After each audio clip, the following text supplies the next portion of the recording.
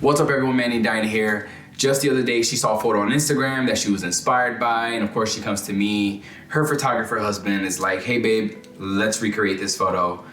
And they're just like that. So I saw a photo and I said to him, hey babe, I'd like to create something similar. We had some tool in the basement, grabbed the tool, did our thing. He sucked at first. He made like 3 adjustments and slayed it. The thing about this photo is that it looks like an easy photo to recreate. It's one light, white backdrop. I was just like, why go to the studio? Just shoot it here in our bedroom. We got a white wall here.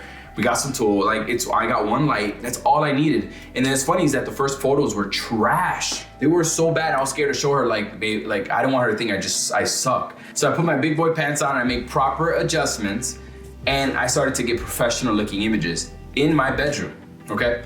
And I wanna share those tips with you because I think that anyone can use these tips to start, to troubleshoot their photos and elevate how good their photos are.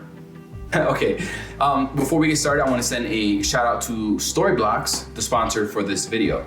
Storyblocks is a service that provides you with B-roll clips, After Effects, templates, motion backgrounds. They offer many different things, and it comes in super clutch when you actually need it. Now, recently I traveled to San Diego, and when I googled the area I was going to be in, they said no drones were allowed. And instead of like wondering what I was going to do, I remember that Storyblocks offers B-roll clips of many different kind of scenes. So I looked up beach drone footage and I found exactly what I wanted. So it can come in super clutch when you actually need it. Now, if you're interested in checking out Storyblocks, I got a link down below. I can tell you a little bit more about this service that they provide. So make sure to check that out. Thank you again, Storyblocks, for sponsoring this video. Okay, so now I have Diana up against the white wall, and I have a one light setup coming in from the left. It's just a speed light, and then Wes got softbox. So the girl in the picture was facing this way. I mean, it doesn't have to be perfect, exactly the same, you know what I mean? Seems simple enough. Let's see what that looks like. No, don't bunch it up so it doesn't, make it a little messy so it looks like tulle. Right there, yeah. So at this point, I kind of just gave up altogether on trying to recreate the photo, and I just kind of was doing my own thing.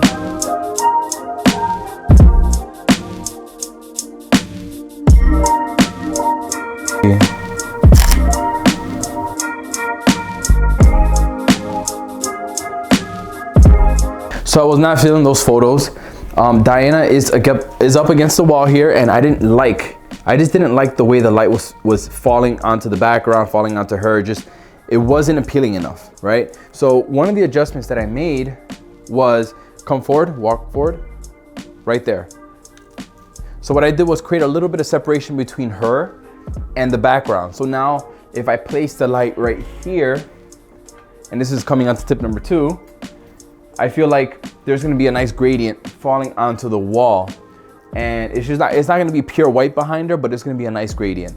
And tip number 2 is I always try to get that Rembrandt lighting. Rembrandt lighting is basically when almost like 45-degree angle, when you get a kiss of light onto the cheek, you get a nice triangle light right here on the cheek. That's what I'm gonna be going for. And so I got her here, bam. So like right there, I think that's gonna work. All right, let's take a couple photos. So I'm gonna tiptoe a little bit just to get just a little bit of elevation on the shot, so I'm not shooting from a low angle. 1, 2. Try to drop your shoulders. I know you're holding the tool, but your shoulders are not like, it looks like you're like this, you know?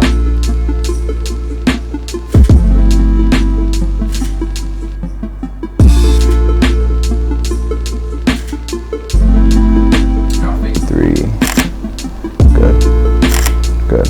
Couple different looks.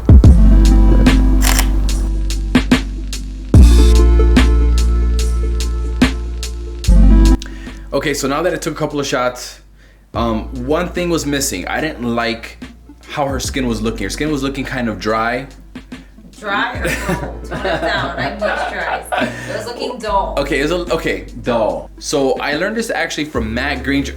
Instead of using like baby oil, which just gives it really just way too oily look, use coconut oil. All right, so take a look. When you use a little bit of coconut oil, it's not gonna give the skin, what is it? A nice what? A nice glow. It's not gonna be too overpowering like baby oil. Yeah, baby oil is like slip and slide, right? You actually show me. 1, 2, 3. 1, 2, 3. Face me directly. Right there. 1, 2, 3.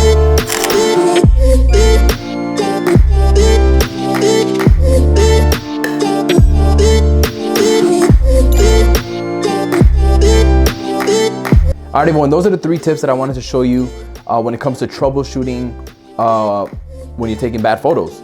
Number 1, distance from the background. Play with the distance. Sometimes the light will cause like a nice gradient on your background, so you always want to play with that. Number 2, you want to play with your lighting. Make sure, adjust your lighting and put it at different points and see what works best for you. Normally, I like to use Rembrandt Lighting. That works for me. Tip, hello, hi baby. And tip number 3 is the little things. Coconut oil. When you're shooting portraits and you want a nice glisten on the skin, use coconut oil. Got that from Matt Granger, but it's such a great tip. And for me, it adds that extra to that portrait. So hopefully you enjoyed these tips. That's all we got for today, and we'll see you in the next one.